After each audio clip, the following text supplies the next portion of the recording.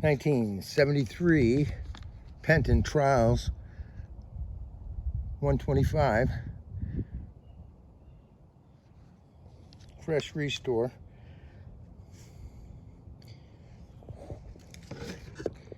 We'll give it a start.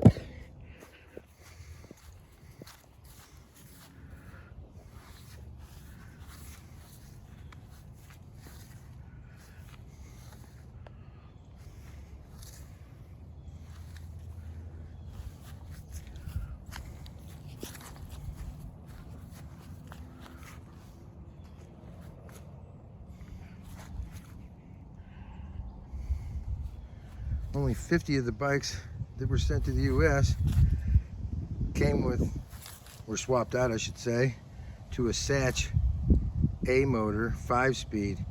Got rid of the 6-speed B motor. It was much more suited to trials.